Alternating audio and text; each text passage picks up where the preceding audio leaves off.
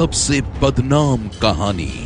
कोई संग शर्म वाली गल नहीं इहनूं हैगी, कोई कपड़े नहीं इहने पाउणे, नंगा ही कुड़ियां कतरियां दे विच तुरिया फिरदा सीगा। गुप्त गुफा में साध्वी की आंखों देखी। 5 बीबियां सीगियां, सारे शरीर तो कपड़े उतारे हुए सी, बैड दे उत्ते लम्मा चौड़ा होया पिया सी ते मालश हो रही सी। 5 कुड़ियां मालश कर रहीआं सी। कमसिन लड़कियों का शिकारी बाबा। कलम दा तां उत्थे अंत नहीं सी, बेचारियां तड़फदियां सीगियां।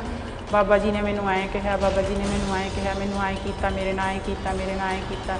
वो आप समय आप दा दुख जानी बेचारियां बहुत रो रही।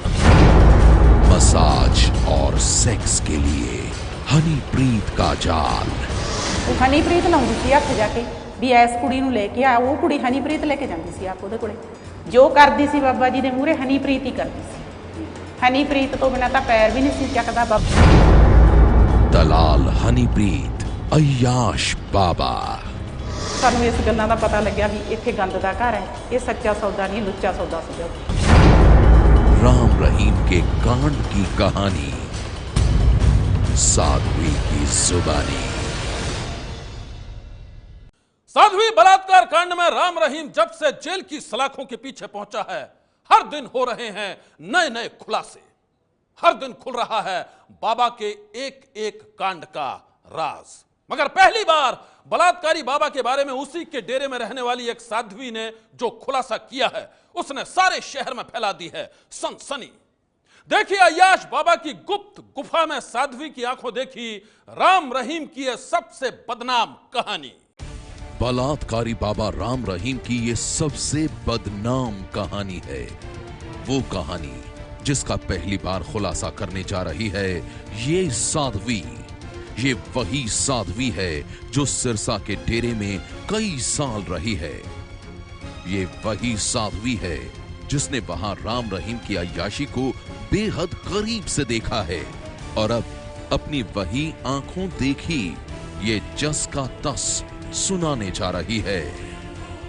डेरा सच्चा सौदा की इस पूर्व साध्वी की पहचान छुपाने के लिए हम आपको इसका चेहरा नहीं दिखाएंगे, हम आपको इसका नाम भी नहीं बताएंगे।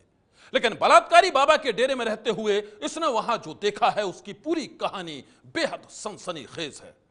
सबसे पहले सुनिए यह बलात्कारी बाबा राम रहीम के डेरे तक कैसे पहुंची और वहां इसने बलात्कारी बाबा की गुफा में आखिर क्या देखा। मेरे सੱਸ ਸਹੁਰਾ जुड़े हुए सी पहला, उस तो बाद फिर सੱਸ ਸਹੁਰਾ कहते तुसीं भी साडे नाल चलो, बच्चों नूं नाल ले जाना शुरू करता। उन्हां दे नाल असीं भी चले गए। उत्थे जाके जदों असीं कोई सेवा कीती, कोई झाड़ू पोचा करते रहे भी असीं कहा भी चलो सरदा नूं पहलां वड्डे बाबा जी सी साह मस्ताना जी, उन्हां नूं सलाम करदे सीगे। उन्हां दे जुड़न दे कारण असीं उत्थे बहुत काम धंधा करते रहे, देखते रहे। फिर जदों असीं इधर उधर वेख्या भी इत्थे कोई माड़ियां हरकतां भी हो रहीआं सी, बाबा जी नाच भी करदे सी कुड़ियां दे नाल बहुत ज़्यादा। उत्थे कोई फिल्म वगैरह सारा उत्थे चलदा सी। हनीप्रीत सानू मजबूर करदी सी अंदर ले जाण लई भी तुसीं भी अंदर चल के बाबा जी तो दात लो, बाबा जी दे कोल चलो अंदर। डेरा सच्चा सौदा की इस पूर्व साध्वी की माने तो ये राम रहीम को सच्चा संत समझती थी, लेकिन जब उसकी हकीकत को इसने अपनी नजरों से देखा तो इसके पैरों तले जमीन खिसक गई। इसकी माने तो राम रहीम कमसन लड़कियों की आबरू से खेलता था। उसके लिए लड़कियों का इंतजाम करती थी उसकी मुंह बोली बेटी हनीप्रीत। हनीप्रीत बस इधर उधर भी उन्हें अंदर जाना, बाबा जी कोले बाहर आना, कुड़ियां कतरियां नूं अंदर मजबूर करके अंदर छोटियां बच्चियां 16-17 दी कुड़ी है, कोई 18 साल दी है, कोई 20 साल दी है, उन्हां नूं अंदर मजबूर करके सानू नहीं सी उहदा पता भी वो किवें तैयार करदी सी किवें नहीं करदी सी, केरां वो अंदर ले जांदी सी। डेरा सच्चा सौदा की इस पूर्व साध्वी की माने तो हनीप्रीत बलात्कारी बाबा राम रहीम के लिए जब लड़कियां चुन लेती थी तो फिर बाबा की अय्याशी के लिए उन्हें गुफा में भेजा जाता था और ये सब इतने सुनियोजित तरीके से होता था कि बाहर किसी को कुछ पता तक नहीं चलता था। ਇੰਨਾ ਨਹੀਂ ਸੀ ਅਸੀਂ ਸੁਣਿਆ ਹੈਗਾ, ਕਹਿੰਦੇ ਉਹ ਸਾਨੂੰ ਐਂ ਹੀ ਪਤਾ ਲੱਗਦਾ ਸੀਗਾ ਵੀ 5-7 ਕੁੜੀਆਂ, ਕਿਤੇ 2 ਕੁੜੀਆਂ, ਕਿਤੇ 4 ਕੁੜੀਆਂ ਉਹ ਅੰਦਰ ਲੈ ਜਾਂਦੀ ਸੀ। ਹਨੀਪ੍ਰੀਤ ਨੇ ਜੋ ਉੱਥੇ ਗੰਦ ਪਾਇਆਗਾ ਉਹ ਤੁਹਾਨੂੰ ਦੱਸ ਨਹੀਂ ਸਕਦੇ। ਤੁਸੀਂ ਵੀ ਮਰਦ ਹੋ, ਮੈਂ ਔਰਤ ਹਾਂ, ਮੈਂ ਤੁਹਾਡੇ ਸਾਹਮਣੇ ਇੰਨੀ ਗੱਲ ਕਰ ਨਹੀਂ ਸਕਦੀ। ਜੋ ਉੱਥੇ ਅਸੀਂ ਦੇਖਿਆਗਾ ਉੱਥੇ ਬਹੁਤ ਡੇਰਾ ਗੰਦ ਨੇ ਗੁਫਾ ਭਰੀ ਪਈ ਸੀ। ਠੀਕ ਹੈ, ਇਹ ਹਾਲ डेरा सच्चा सौदा की इस पूर्व साध्वी की माने तो बलात्कार की शिकार बनी कई लड़कियों ने इसे खुद अपनी खौफनाक बीती सुनाई थी, लेकिन वो इतनी बेबस थीं कि राम रहीम के खिलाफ कुछ भी बोलने की हिम्मत नहीं जुटा पाती थी। ਉੱਥੇ ਜਿਹੜੀ ਬਾਹਰ ਸੰਗਤ ਬੈਠੀ ਸੀ, ਕੁੜੀਆਂ ਬੈਠੀਆਂ ਸੀ, 5-7 ਕੁੜੀਆਂ ਨਾਲ ਮੇਰੀ ਗੱਲਬਾਤ ਹੋਈ ਜਿਹੜੀਆਂ ਦੇ ਨਾਲ, ਉਹ ਕੁੜੀਆਂ ਆਪਸ ਵਿੱਚ ਘੁਸਰ-ਮੁਸਰ ਕਰਦੀਆਂ ਸੀ ਵੀ ਬਾਬਾ ਜੀ ਐਂ ਕਰਦਾ ਅੰਦਰ, ਬਾਬਾ ਜੀ ਐਂ ਕਰਦਾ ਅੰਦਰ। ਫਿਰ ਮੈਂ ਉਹ ਕੁੜੀਆਂ ਨੂੰ 7 ਕੁੜੀਆਂ ਨੂੰ ਪਾਸੇ ਕੀਤਾ, ਮੈਂ ਕਿਹਾ ਵੀ ਤੁਸੀਂ ਜਦੋਂ ਤੁਹਾਡੇ ਨਾਲ ਇਹੋ ਜਿਹਾ ਕੁਝ ਅੰਦਰ ਹੋ ਰਿਹਾਗਾ, ਤੁਸੀਂ ਛੱਡ ਕੇ ਚਲੀਆਂ ਜਾਓ, ਆਪੋ ਆਪਣੇ ਘਰਾਂ ਨੂੰ ਜਾਓ। ਉਹ ਕਹਿੰਦੀਆਂ ਅਸੀਂ ਮਜਬੂਰ ਐ, ਸਾਡੇ ਮਾਪਿਆਂ ਨੂੰ ਜੇ ਅਸੀਂ ਜਾ ਕੇ ਗੱਲਬਾਤ ਦੱਸਦੇ ਹਾਂ ਉਹ ਮੋੜ ਕੇ ਸਾਨੂੰ ਫੇਰ ਇੱਥੇ ਛੱਡ ਜਾਂਦੇ ਆ ਦੁਬਾਰਾ, ਅਸੀਂ ਫਸੀਆਂ ਹੋਈਆਂ ਨੇ। ਠੀਕ ਹੈ, ਇਹ ਗੱਲ ਹੋਈ ਸੀ ਕੁੜੀਆਂ ਦੇ ਨਾਲ। ਬਹੁਤ ਹੀ ਉੱਥੇ ਜ਼ਿਆਦਾ ਹੂਕਲਾਪ ਵੀ ਹੁੰਦਾ, ਇੱਕ ਵਾਰੀ ਸੁਣਿਆ ਸੀਗਾ, ਇੱਕ ਵਾਰ ਸੁਣਿਆ ਸੀ, ਬਾਹਲੇ ਵਾਰੀ ਨਹੀਂ ਸੀ ਸੁਣਿਆਗਾ। ਤੇ ਇਸ क्या सुना था? ਉੱਥੇ ਵੀ ਚਿੰਗ ਚੰਗਿਆੜੇ ਦੀ ਆਵਾਜ਼, ਕੋਈ ਅੰਦਰੋਂ ਇੱਧਰ ਉੱਧਰ ਖਿੱਚ ਧੂ ਦੀ ਆਵਾਜ਼ ਵੀ ਹੋਈ ਸੀ। ਠੀਕ ਆ, ਬਾਬਾ ਜੀ ਵੀ ਥੋੜੇ ਜਿਹੇ ਜ਼ਿਆਦਾ ਗਲਤ ਉਸ 'ਚ ਚੱਲਦੇ ਸੀਗੇ, ਨੱਚਣਾ ਕੁੜੀਆਂ ਦੇ ਨਾਲ। ਕੰਜਰੀਆਂ ਵਾਲਾ ਕੋਠਾ ਹੀ ਬਣਾਇਆ ਵਾ ਸੀ ਹਨੀਪ੍ਰੀਤ ਦਾ, ਜੋ ਕਰਦੀ ਸੀ ਬਾਬਾ ਜੀ ਦੇ ਮੂਹਰੇ ਹਨੀਪ੍ਰੀਤ ਹੀ ਕਰਦੀ ਸੀ। ਹਨੀਪ੍ਰੀਤ ਤੋਂ ਬਿਨਾਂ ਤਾਂ ਪੈਰ ਵੀ ਨਹੀਂ ਸੀ ਚੱਕਦਾ। ਬਾਬਾ ਜੀ ਦੇ ਘਰ ਵਾਲੇ ਨੂੰ ਤਾਂ ਐਂ ਵੀ ਨਹੀਂ ਸੀ ਪਤਾ ਵੀ ਕਿੱਥੇ ਬਾਬਾ ਜੀ ਆ, ਕਿੱਥੇ ਅਸੀਂ। ਜੋ ਕੁਛ ਸੀ ਹਨੀਪ੍ਰੀਤ ਹੀ ਸੀ, ਬਾਬੇ ਦੀ हनीप्रीत ही करती सी जो कुछ करती। डेरा सच्चा सौदा की इस पूर्व साध्वी का ये खुलासा वाकई बेहद चौंकाने वाला है। डेरे में मासूम लड़कियों को हनीप्रीत किस तरह से राम रहीम की अय्याशी के लिए बाबा की गुफा में भेजती थी, ये कहानी तो आपने सुन ली। अब जरा सुनिए बाबा की अय्याशी के लिए हनीप्रीत ने इसे भी किस तरह से अपने जाल में फंसाने की कोशिश की थी। 5-7 ਕੁੜੀਆਂ ਇਕੱਠੀਆਂ ਹੋਈਆਂ ਇੱਕ ਸਾਈਡ ਤੇ ਬੈਠੀਆਂ ਸੀ। ਅਸੀਂ ਜਦੋਂ ਉੱਥੇ ਬੈਠੀਆਂ, ਉੱਥੇ ਹਨੀਪ੍ਰੀਤ ਨਾਚ ਵਾਂਗੂ ਨਾਚ ਕਰਦੀ ਆਈ, ਕਰਕੇ ਆਈ, ਕਹਿੰਦੀ ਫਟਾਫਟ ਚਲੋ ਬਾਬਾ ਜੀ ਦੇ ਅੰਦਰ ਦਾਤ ਲਓ, ਇਹ ਕਰੋ। ਅਸੀਂ ਚੁੱਪ ਕਰਕੇ ਉੱਥੇ ਚੁੱਪਚਾਪ ਬੈਠੀਆਂ ਰਹੀਆਂ, ਅਸੀਂ ਕੋਈ ਉੱਥੋਂ ਹਿੱਲੀ ਨਹੀਂ ਗਈ। ਉਵੇਂ ਜ਼ਿਕਰ ਨਾਚ ਕਰਦੀ ਹਨੀਪ੍ਰੀਤ ਉਵੇਂ ਜ਼ਿਕਰੀ ਦੁਬਾਰਾ ਬਾਬਾ ਜੀ ਕੋਲੇ ਫੇਰ ਚਲੀ ਗਈ। ਸਾਨੂੰ ਮਜਬੂਰ ਵੀ ਉਹਨੇ ਕੀਤਾ ਸੀ ਵੀ ਤੁਸੀਂ ਅੰਦਰ ਚਲੋ। ਅਸੀਂ ਕਿਹਾ, ਅਸੀਂ ਬੋਲੀਆਂ ਹੀ ਕੁਛ ਨਹੀਂ ਹੈਗੀਆਂ, ਅਸੀਂ ਚੁੱਪ ਹੀ ਕਰ ਗਈਆਂ। ਪਹਿਲਾਂ ਇਹ ਗੱਲਾਂ ਹੋਈਆਂ, ਉੱਥੇ ਇਹ ਗੱਲਾਂ ਅਸੀਂ ਸੁਣੀਆਂ, ਸਭ ਹੋਇਆ। ਸਾਨੂੰ ਮੁੱਲ ਦੀ ਕੋਈ ਚੀਜ਼ ਮਿਲਦੀ ਰਹੀ, ਮੁੱਲ ਦਾ ਹੀ ਪਾਣੀ ਮਿਲਦਾ ਰਿਹਾ, ਝਾੜੂ ਪੋਚਾ ਅਸੀਂ ਕਰਦੇ ਰਹੇ, ਲੰਗਰ ਪਾਣੀ ਲੈਣਾ ਸੀ ਜਿਹੜਾ ਸੀ ਉਹ ਵੀ ਮੁੱਲ ਦਾ ਹੀ ਲੈਣਾ ਸੀ, ਜੋ ਕੁਛ ਸੀਗਾ ਉੱਥੇ। ਠੀਕ ਹੈ, ਉੱਥੇ ਤਾਂ ਫਿਰ ਕੰਜਰੀਆਂ ਵਾਲਾ ਕੋਠਾ ਹੀ ਬਣਿਆ ਹੋਇਆ ਸੀਗਾ। ਹੁਣ ਕਹਾਂ कि शर्म आउंदी है गल करदियां नूं, गल कह नहीं सकते, कहनी पैंदी। कहानी यहीं खत्म नहीं होती है। राम रहीम की अय्याशी को करीब से देखने का दावा करने वाली इस साध्वी का तो ये भी दावा है कि बलात्कारी बाबा की गुफा से एक रास्ता सीधे लड़कियों के कॉलेज की तरफ जाता था, जहां से हनीप्रीत लड़कियों को बहला फुसला कर बाबा के पास भेजा करती थी। ਕਹਿੰਦਾ ਤਾਂ ਉੱਥੇ ਕੋਈ ਅੰਤ ਹੀ ਨਹੀਂ ਸੀਗਾ ਜੀ। ਗੁਫਾ ਦਾ ਜਿਹੜਾ ਰਸਤਾ ਸੀ ਉਹ ਸਿੱਧਾ ਹੀ ਕਾਲਜ ਨੂੰ ਜਾਂਦਾ ਸੀ, ਵਿੱਚ ਦੀ ਗੁਫਾ ਦੇ। ਲੜਕੀਆਂ ਉੱਥੇ ਕੋਈ 40 ਸਾਲ ਦੀ ਨਹੀਂ ਬੁੜੀ ਜਾ ਸਕਦੀ ਸੀ, ਕੋਈ ਉੱਥੇ ਜਾਂਦੀਆਂ ਸੀ ਲੜਕੀਆਂ ਗੁਫਾ ਦੇ ਵਿੱਚ। ਕੋਈ 18 ਸਾਲ ਦੀ ਆ, ਕੋਈ 17 ਸਾਲ ਦੀ ਆ, ਕੋਈ 16 ਸਾਲ ਦੀ ਆ। ਉਹ ਹੱਥ ਲਾ ਕੇ ਮੰਗਵਾਉਂਦਾ ਸੀ ਰਾਮ ਰਹੀਮ। ਕਤੀੜ ਸੀਗਾ ਇਹ ਬਾਬਾ ਨਹੀਂ ਸੀਗਾ। क्या इसकी ड्यूटी हनीप्रीत की ड्यूटी लगाई जाती थी? ਹਨੀਪ੍ਰੀਤ ਦੀ ਡਿਊਟੀ ਸੀ, ਜੋ ਕਰਨਾ ਸੀ। ਮੈਂ ਤੁਹਾਨੂੰ ਇੱਕ ਦੱਸ ਦਿੱਤਾ ਵੀ ਹਨੀਪ੍ਰੀਤ ਨਾਚ ਕਰਦੀ ਤੁਰੀ ਆਉਂਦੀ ਸੀ, ਨਾਚ ਕਰਦੀ ਮੁੜੀ ਜਾਣੀ। ਉਹਨੂੰ ਕੋਈ ਪ੍ਰਮਾਤਮਾ ਦੀ ਪਰਵਾਹ ਨਹੀਂ ਸੀ, ਕੋਈ ਕੁਛ ਨਹੀਂ ਸੀਗਾ। ਉਹਨੇ ਆਉਣਾ ਸੀ, ਆ ਕੇ 5-7 ਕੁੜੀਆਂ ਨੂੰ ਲੈ ਜਾਣਾ। ਪਤਾ ਨਹੀਂ ਕੀ ਕਰਦੀ ਸੀ, ਕੀ ਨਾ ਕਰਦੀ ਸੀਗੀ, ਬਸ ਉਹਨੇ ਜੋ ਕਰਨਾ ਕਰੀ ਜਾਣਾ, ਸਾਰਾ ਦਿਨ ਕਰੀ ਜਾਣਾ। ਦੇਖਦੇ ਕਰਕੇ ਉਦੋਂ ਬਾਅਦ ਜੀ ਸਾਨੂੰ ਇਸ ਗੱਲਾਂ ਦਾ ਪਤਾ ਲੱਗਿਆ ਵੀ ਇੱਥੇ ਗੰਦ ਦਾ ਘਰ ਹੈ, ਇਹ ਸੱਚਾ ਸੌਦਾ ਨਹੀਂ, ਲੁੱਚਾ ਸੌਦਾ ਸੀਗਾ ਉੱਥੇ। ਅਸੀਂ ਆਪੋ ਆਪਣੇ ਘਰ ਛੱਡ ਕੇ ਇਹਨੂੰ ਆਪੇ ਘਰ ਆ ਗਏ। डेरा सच्चा सौदा की इस पूर्व साध्वी की माने तो हनीप्रीत बाबा की मुंह बोली बेटी नहीं, बल्कि उसके कुकर्मों की पार्टनर है। वो राजदार जो बाबा के हर कांड को जानती है, और इसलिए हनीप्रीत जो कहती थी बाबा वही करता था। हाँ जी, वो बेटी कहता सी भी मेरी बेटी है। तो क्या लगता है आपको बेटी है? हाँ नहीं जी, कोई बेटी नहीं। ਬਾਬਿਆਂ ਦੇ ਤਾਂ ਬੇਟੀਆਂ ਹੋ ਨਹੀਂ ਸਕਦੀਆਂ ਜੀ। ਬਾਬਿਆਂ ਦੀ ਕਿਹੜੀ ਬੇਟੀ ਬਣ ਜੂਗੀ? ਨਹੀਂ ਬਣ ਸਕਦੀ।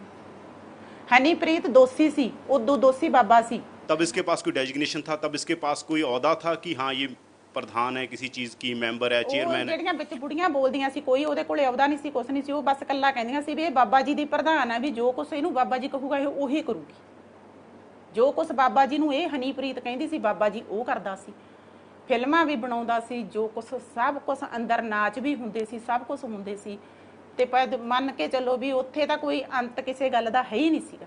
ਜਿੰਨਾ ਗੰਦ ਉਸ ਗੁਫਾ ਦੇ ਵਿੱਚ ਹੈ, ਸਾਰੀ ਕੈਨੇਡਾ ਅਮਰੀਕਾ ਤੱਕ ਵਗ ਜਾਓ, ਇੱਥੋਂ ਤੱਕ ਤੁਹਾਨੂੰ ਇੰਨਾ ਇਕੱਠਾ ਨਹੀਂ ਹੋਣਾ ਜਿੰਨਾ ਉਹ ਗੁਫਾ 'ਚ ਇਕੱਠਾ ਹੋਇਆ। ये गुफा क्यों, क्योंकि आप तो अंदर रहे हैं, बाबा गुफा में क्यों रहता था? मान कहीं और भी तो बाबा का कोई कह रहे हैं हनीप्रीत की भी कोठी थी, बंगला था वहाँ पर, तो गुफा की चर्चा ही क्यों होती है इतनी? ਗੁਫਾ ਕੇ ਉਹ ਹੁੰਦਾ ਹੀ ਸਾਰਾ ਕੁਝ ਗੁਫਾ ਦੇ ਵਿੱਚ ਸੀਗਾ ਜੀ। ਗੁਫਾ ਦੇ ਵਿੱਚ ਅੱਧੇ ਤਾਂ ਜ਼ਿਮੀਦਾਰ ਸੀ, ਉੱਥੇ ਕੋਈ ਆ ਛੋਟੀਆਂ ਕੌਮਾਂ ਦੇ ਬੰਦੇ ਸੀਗੇ, ਜਿਹੜੇ ਛੋਟੇ ਸੀ, ਜਿਹੜੇ ਤਕੜੇ ਸੀ, ਮੂਹਰੇ ਇਹਨਾਂ ਦੇ ਭੰਗੀਦਾਸ ਬਣਾਏ ਹੋਏ ਸੀ, ਉਹ ਤਾਂ ਅੰਦਰ ਜਾ ਆਉਂਦੇ ਸੀ। ਦੂਜੇ ਤਾਂ ਵਿਚਾਰੇ ਉੱਥੇ ਰੋਜੀ ਰੋਟੀ ਦੇ ਮਾਰੇ ਕੰਮ ਕਰਕੇ ਦੇ ਦੇਣਾ ਉਹਨੂੰ ਸਾਰਾ, ਤੇ ਰੋਟੀ ਆਥਣੇ ਉਹਨਾਂ ਨੇ ਆਪਦੀ ਮੁੱਲ ਲੈ ਕੇ ਖਾ ਲੈਣੀ ਵਿਚਾਰਿਆਂ ਨੇ। डेरा सच्चा सौदा की इस पूर्व साध्वी की माने तो अपनी गुप्त गुफा में राम रहीम अय्याशी में डूबा रहता था। वो गुफा में बिना कपड़ों के रहता था और लड़कियां उसकी मसाज किया करती थी। ਇੱਕ ਵਾਰੀ ਗੁਫਾ ਵਿੱਚ ਅਸੀਂ ਅੰਦਰ ਕਹੇ ਕਾਹੇ ਤੇ ਹਨੀਪ੍ਰੀਤ ਦੇ ਚਲੇ ਗਏ ਸੀ। ਜਦੋਂ ਅਸੀਂ ਕਮਰੇ ਦੇ ਮੂਹਰੇ ਗਏ ਅੰਦਰ, ਹੁਣ ਸਿਰੇ ਲਾਉਣੀ ਪਊਗੀ ਗੱਲ, ਸਾਨੂੰ ਕਹਿਣ ਨੂੰ ਜੀ ਨਹੀਂ ਕਰਦਾ। ਬਾਬੇ ਜੀ ਦੇ ਸਾਰੇ ਕੱਪੜੇ ਉਤਾਰੇ ਹੋਏ ਸੀ, 5 ਕੁੜੀਆਂ ਮਾਲਸ਼ ਕਰਨ ਲੱਗੀਆਂ ਪਈਆਂ ਸੀ ਫਟਾਫਟ। ਅਸੀਂ ਉੱਥੋਂ ਦੇਖ ਕੇ ਫਿਰ ਵਾਪਸ ਬਾਹਰ ਆ ਗਏ। आपने कहा नहीं उस टाइम कुछ कि क्या हो रहा ਅਸੀਂ है? ਉਹ ਕੁਛ ਨਹੀਂ ਕਿਹਾ, ਆਪਾਂ ਆਪਦੇ ਕੰਨ ਬਲੇਟ ਕੇ ਵਾਪਸ ਆਪਦੇ ਘਰ ਨੂੰ ਉੱਥੋਂ ਮੱਥਾ ਟੇਕ ਕੇ ਅਸੀਂ ਕਿਹਾ ਵੀ ਸਾਨੂੰ ਇਸ ਕੰਮ ਦੇ ਰਾਹ ਨਾ ਪਾਈ ਪ੍ਰਮਾਤਮਾ, ਸਾਨੂੰ ਗੁਰੂ ਵਾਲੇ ਬਣਾਏ, ਸਾਡਾ ਇੱਕੋ ਹੀ ਗੁਰੂ ਗ੍ਰੰਥ ਸਾਹਿਬ। ਉੱਥੋਂ ਅਸੀਂ ਮੱਥਾ ਟੇਕ ਕੇ ਨਿਕਲੇ, ਆਪਣੀਆਂ ਜਾਨਾਂ ਛਡਾ ਕੇ ਨਿਕਲੇ ਆ। ਉੱਥੇ ਪਤਾ ਨਹੀਂ ਕੀ ਕੁਛ ਕਰ ਦੇਣਾ ਸੀ। इस साध्वी की माने तो राम रहीम के कुकर्मों की कहानी इसने कई लोगों को बताई थी, लेकिन किसी ने भी इसकी बातों पर यकीन ही नहीं किया। उल्टा इसे ही धमकी देकर खामोश कर दिया गया। इतनी बड़ी बात और आप आके चुप हो गए, ये गलत बात नहीं थी? आपको बताना चाहिए था समाज को। ਬਹੁਤ ਬਤਾਇਆ ਜੀ, ਕਿਸੇ ਨੇ ਗੱਲ ਨਹੀਂ ਸੁਣੀ। ਮੰਤਰੀਆਂ ਮੂਹਰੇ ਹੋ ਕੇ ਵੀ ਤੇ ਲੀਡਰਾਂ ਮੂਹਰੇ ਹੋ ਕੇ ਵੀ ਗੱਲਾਂ ਕੀਤੀਆਂ ਵੀ ਇਹ ਸਾਰੇ ਲੀਡਰ ਸਾਰੇ ਹੀ ਜਾਂਦੇ ਸੀਗੇ ਜੀ, ਕੋਈ ਇੰਨਾ ਉਹ ਨਹੀਂ ਸੀਗਾ। ਜਦੋਂ ਉੱਥੇ ਇਕੱਠ ਹੋ ਜਾਣਾ, ਫਟਾਫਟ ਮੂਹਰੇ ਹੋ ਜਾਣਾ ਬੁੜੀਆਂ ਨੇ ਉੱਠ ਕੇ ਵੀ ਆਹ ਕਰੋ ਆਹ ਕਰੋ। ਉੱਥੇ ਕਿਸੇ ਨੇ ਕੋਈ ਸੁਣੀ ਨਹੀਂ ਹੈਗੀ ਗੱਲ, ਕੋਈ ਸੁਣੀ ਨਹੀਂ ਹੈਗੀ। ਹਾਨੀ ਸਰ ਨੂੰ ਉੱਥੋਂ ਅੱਕ ਕੇ ਨਿਕਲਣਾ ਹੀ ਪਿਆ ਵੀ ਛੱਡੋ, ਆਪਾਂ ਇਹ ਸੌਦਿਆਂ ਤੋਂ ਕੀ ਲੈਣਾਗਾ, ਇਹ ਗੰਦਾ ਸੌਦਾ ਸੀ। ਸੱਚਾ ਸੌਦਾ ਨਹੀਂ ਸੀ, ਲੁੱਚਾ ਸੌਦਾ ਸੀ। ਜਿੱਥੇ ਮਰਜ਼ੀ ਕਹਾਓ, ਲੁੱਚਾ ਸੌਦਾ ਸੀ। ਜੋ ਉਸ ਸਰਸੇ ਹੋ ਰਿਹਾ ਸੀ ਗੁਫਾ ਦੇ ਵਿੱਚ ਹੀ ਹੋ ਰਿਹਾ ਸੀ ਸਾਰਾ ਕੁਝ। ਸਲਾਦਪੁਰੇ ਵੀ ਨਹੀਂ ਇਹ ਕੰਮ ਹੋਇਆ, ਕਿਤੇ ਹੋਰ ਡੇਰੇ 'ਚ ਵੀ ਨਹੀਂ ਹੋਇਆ। ਜੋ ਹੁੰਦਾ ਸੀ ਸਰਸੇ, ਖੁਦ ਸਰਸੇ ਗੁਫਾ 'ਚ ਹੀ ਹੁੰਦਾ ਸੀ। ਜੋ ਕੁਝ ਹੁੰਦਾ ਸੀ ਉੱਥੇ ਹੀ ਹੋਇਆ ਸਾਰਾ। आप कह रहे हैं कि आपकी फैमिली जुड़ी हुई थी, हाँ। कौन जुड़ा था आपकी फैमिली से डेरे ਪਹਿਲਾਂ में? ਮੇਰੇ ਸੱਸ ਸਹੁਰਾ ਸੀ, ਗਾਹਾਂ ਸਹੁਰੇ ਪਤੌਰੇ ਸੀਗੇ ਜੀ, ਹੈਗੇ ਸੀਗੇ 15 ਜੀ ਮੈਂਬਰ ਘਰ ਦੇ ਜੁੜੇ ਹੋਏ ਸੀ। ਉਹ ਵੀ ਸਾਰੇ ਛੱਡ ਕੇ ਹੁਣ ਦੇਖ ਕੇ ਜਦੋਂ ਇਹਦੇ ਉੱਥੇ ਕਰਤੂਤਾਂ ਵੇਖੀਆਂ ਵੀ ਇਹ ਆਹ ਕਰਤੂਤਾਂ ਕਰਦਾਗਾ, ਕੰਜਰੀਆਂ ਨਚਾਉਂਦਾਗਾ, ਆਪ ਨੱਚਦਾਗਾ, ਚੰਗੇ ਬਿਊਟੀ ਪਾਰਲਰ ਖੋਲੇ ਹੋਏ ਨੇ ਅੰਦਰ, ਕਿਤੇ ਕਿਹਾ ਸਟਾਈਲ ਕਰਦਾ, ਕਿਤੇ ਕਿਹਾ ਸਟਾਈਲ ਕਰਦਾ। ਕੋਈ ਸੰਗ ਸ਼ਰਮ ਵਾਲੀ ਗੱਲ ਨਹੀਂ ਇਹਨੂੰ ਹੈਗੀ, ਕੋਈ ਕੱਪੜੇ ਨਹੀਂ ਇਹਨੇ ਪਾਉਣੇ, ਨੰਗਾ ਹੀ ਕੁੜੀਆਂ ਕਤਰੀਆਂ ਦੇ ਵਿੱਚ ਤੁਰਿਆ ਫਿਰਦਾ ਸੀਗਾ। ਇਹ ਗੱਲਾਂ राम रहीम की गुफा में उसके अय्याशी को अपनी आंखों से देखने का दावा करने वाली डेरा सच्चा सौदा की इस पूर्व साध्वी का यह खुलासा किसी को भी सन्न कर सकता है।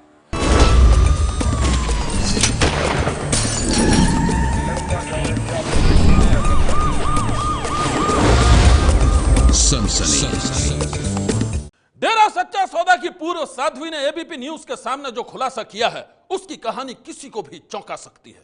और अब सुनिए बलात्कारी बाबा राम रहीम और उसकी मुंह बोली बेटी हनीप्रीत के रिश्ते के बारे में इसका क्या कहना है। सिरसा के डेरे में रह चुकी बलात्कारी बाबा राम रहीम और उसकी मुंह बोली बेटी हनीप्रीत के रिश्ते को भी इस पूर्व साध्वी ने बेहद करीब से देखा था। इसकी माने तो बलात्कार की शिकार लड़कियां गुफा से निकलकर रोया करती थीं। एक लड़की तो डेरे से भाग भी गई थी, लेकिन उसके घर वाले उसे फिर से राम रहीम के पास छोड़ गए। जैसे आपने कहा कि गुफा में ले गई थी आपको हनीप्रीत, आपने कहा कि ये देखा आपने, आपके साथ कोई इस तरह की अटेम्प्ट कहीं दोबारा हुई? दोबारा आपको कोशिश की गई कि आप भी इस काम में इन्वॉल्व हो, आप भी ये काम करो? ਹਾਂ ਨਹੀਂ, ਇਸ ਵਾਰ ਨਹੀਂ ਕੋਈ ਹੋਈ ਸਾਡੇ ਬਾਰੇ। ਉਹ ਸਾਡੇ ਇੱਕ ਵਾਰ ਆਈ ਸੀ ਸਾਡੇ ਕੋਲੇ, ਜਦੋਂ ਅਸੀਂ ਬੋਲੇ ਨਾ, ਚੁੱਪਚਾਪ ਆਪਦਾ ਬੈਠੇ ਰਹੇ ਪਾਸੇ, ਅਸੀਂ ਆਪਦਾ ਕੰਮ ਧੰਦਾ ਕਰਦੇ ਰਹੇ। ਉਹ ਆਪੇ ਚੁੱਪ ਕਰਕੇ ਸਾਡੇ ਕੋਲੋਂ ਤਾਂ ਫਿਰ ਪਾਸੇ ਚਲੀ ਗਈ। ਥੋੜਾ ਜਿਹਾ ਕਨੈਕਟ ਕੁੜੀਆਂ ਨਾਲ ਵੱਧ ਕਰਦੀ ਸੀ। 16-17 ਸਾਲ ਦੀ ਕੁੜੀ ਨੂੰ, ਸਾਡੀ ਤਾਂ 30-40 ਸਾਲ ਦੀ ਉਮਰ ਸੀ। ਇਸ ਕੋਲ ਜੇ ਕੋਈ 30-40 ਸਾਲ ਦੀ ਜਾਂ ਕੋਈ ਬਜ਼ੁਰਗ ਮਾਤਾ ਜਾਂਦੀ ਸੀ ਜਾਂ ਕੋਈ ਔਰਤ ਜਾਂਦੀ ਸੀ, ਉਹਨਾਂ ਨੂੰ ਤਾਂ ਪੁੱਠਾ ਹੱਥੀ ਮਾਰ ਦਿੰਦਾ ਸੀ ਵੀ ਪਿੱਛੇ ਚਲੋ ਪਿੱਛੇ ਚਲੋ। ਉੱਥੇ ਤਾਂ ਜਾਂਦੀਆਂ 18-17 ਸਾਲ ਦੀਆਂ ਕੁੜੀਆਂ ਸੀਗੀਆਂ ਬਾਬਾ ਜੀ ਕੋਲ ਤਾਂ। नहीं, जिनके पास, जिनके साथ हुआ, मैं ये कह रहा हूँ, आप कह रहे हैं कि जिनके साथ बलात्कार होता था, उनकी एज तो आप कह रहे हैं छोटी थी।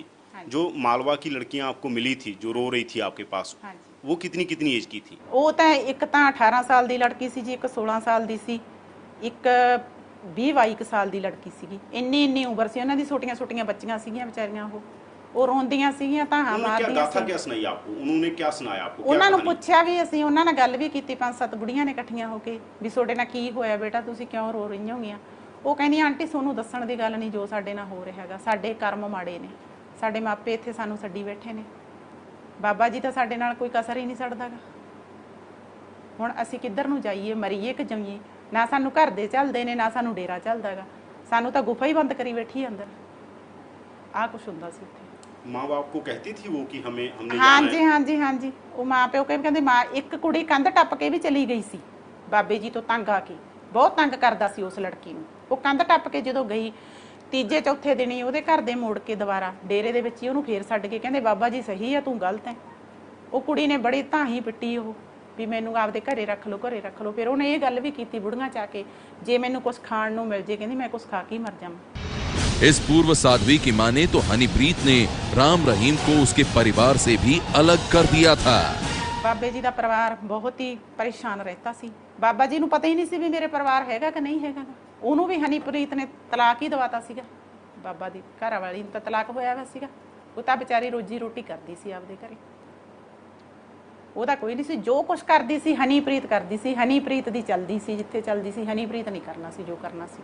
हनीप्रीत, इसका मतलब बहुत सारी लड़कियों की सहमति थी बाबा से, सहमति से सारा चल रहा था। ਸਾਰਾ ਕੁਝ ਹਨੀਪ੍ਰੀਤ ਦੀ ਸਹਿਮਤੀ ਨਾਲ ਹੁੰਦਾ ਸੀ। ਜੋ ਹਨੀਪ੍ਰੀਤ ਬਾਬਾ ਜੀ ਨੂੰ ਕਹਿੰਦੀ ਸੀ ਉਹ ਹੁੰਦਾ ਸੀ, ਹਨੀਪ੍ਰੀਤ ਹੀ ਕਰਦੀ ਸੀ। डेरे में हुक्म किसका चलता था? ਉਹ ਜੇ ਬਾਬਾ ਜੀ ਨੇ ਕਿਤੇ ਗੋਲੀ ਵੀ ਲੈਣੀ ਹੁੰਦੀ ਸੀ ਜਾਂ ਪਾਣੀ ਵੀ ਲੈਣਾ ਸੀ, ਜੋ ਦਿਓ ਮੈਨੂੰ ਹਨੀਪ੍ਰੀਤ ਦੇਊਗੀ, ਗੋਲੀ ਵੀ ਹਨੀਪ੍ਰੀਤ ਦੇਊਗੀ, ਪਾਣੀ ਵੀ ਹਨੀਪ੍ਰੀਤ ਦੇਊਗੀ, ਰੋਟੀ ਵੀ ਹਨੀਪ੍ਰੀਤ ਦੇਊਗੀ। ਜੋ ਕਰਨਾ ਹਨੀਪ੍ਰੀਤ ਹਨੀਪ੍ਰੀਤ ਹਨੀਪ੍ਰੀਤ ਹੀ ਹੋਈ ਜਾਂਦੀ ਸੀ 24 ਘੰਟੇ।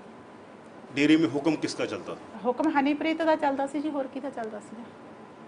किस किस बात की? ਤਾਂ ਪਹਿਲਾਂ ਉਦੋਂ ਪਹਿਲਾਂ ਰਾਮ ਰਹੀਮ ਸੀਗਾ ਬੈਠਾ ਸੀਗਾ, ਉਹ ਸੀਗਾ, ਮਗਰੋਂ ਹਨੀਪ੍ਰੀਤ ਹੋ ਗਈ ਸੀ। ਇਹ ਦੋ ਗੁੰਡੀ ਦਾ ਤੇ ਗੁੰਡੇ ਦਾ ਚੱਲਦਾ ਸੀ ਉੱਥੇ ਕੰਮ, ਹੋਰ ਉੱਥੇ ਕਿਹਦਾ ਚੱਲਣਾ ਸੀ? ਦੂਜੇ ਤਾਂ ਸਾਰੇ ਉੱਥੇ ਵਿਚਾਰੇ ਮਨਜ਼ੂਰ ਸੀਗੇ, ਧੌਣਾ ਨੀਵੀਆਂ ਕਰਕੇ ਉੱਥੇ ਕੰਮ ਕਰੀ ਜਾਂਦੇ ਸੀ, ਆਥਣੇ ਮੁੱਲ ਲੈ ਕੇ ਇਹਨਾਂ ਤੋਂ ਰੋਟੀ ਖਾ ਲੈਂਦੇ ਸੀ। हनीप्रीत जब ये सारा कुछ कर रही थी ਹਨੀਪ੍ਰੀਤ ਜੋ ਕਰਦੀ ਸੀ ਹਨੀਪ੍ਰੀਤ ਕਰਦੀ ਸੀ, ਜੋ ਚੱਲਦੀ ਸੀ ਹਨੀਪ੍ਰੀਤ ਦੀ ਚੱਲਦੀ ਸੀ। हनीप्रीत ने जो कुछ करना सी जी हनीप्रीत ही करती सी। हनीप्रीत जब ये सारा कुछ कर रही थी तो डेरे में कहते हैं कंट्राडिक्शन थी, ग्रुप थे बहुत सारे लोगों के। हाँ जी। इस तरह से था कि उसका विरोध करने वाले लोग थे डेरा में कि बाबा के पास जब से ये आई है तब से कोई गड़बड़ हो रही है। ਉਹ ਜਿਹੜੇ ਡੇਰੇ ਦੇ ਵਿੱਚ ਸੀਗੇ ਉਹ ਸਾਰੇ ਮਜਬੂਰ ਹੋਏ ਬੰਦੇ ਸੀ। ਇੱਕ ਵਾਰ ਜਦੋਂ ਇਹ ਉੱਥੇ ਕੋਈ ਲੀਡਰ ਜਾਂਦੇ ਸੀ ਜਾਂ ਮੰਤਰੀ ਜਾਂਦੇ ਸੀ, ਅਸੀਂ ਉੱਠ ਕੇ ਉਹਨਾਂ ਦੇ ਮੂਹਰੇ ਹੋ ਕੇ ਰੌਲਾ ਵੀ ਪਾਉਂਦੀਆਂ ਸੀ ਵੀ ਇੱਥੇ ਇਹ ਕੁਝ ਹੋ ਰਿਹਾ, ਵੀ ਇਸ ਗੱਲ ਦਾ ਕੋਈ ਹੱਲ ਕਰੋ ਜਾਂ ਕੋਈ ਦੇਖੋ ਜਾਂ ਕਰੋ।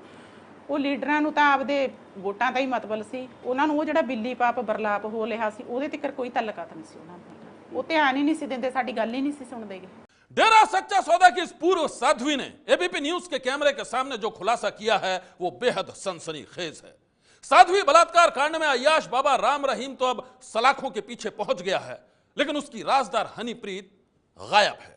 पुलिस उसकी तलाश में जगह जगह भटक रही है, लेकिन तमाम कोशिशों के बाद भी उसका कोई सुराग नहीं मिला है। ऐसे में जब तक हनीप्रीत पकड़ी नहीं जाती है, सनसनी की नजर भी इस खबर पर बनी रहेगी।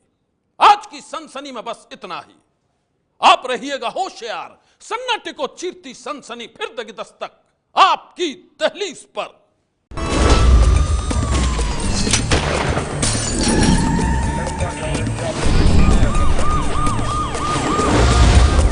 सनसनी ये है एबीपी न्यूज, आपको रखे आगे।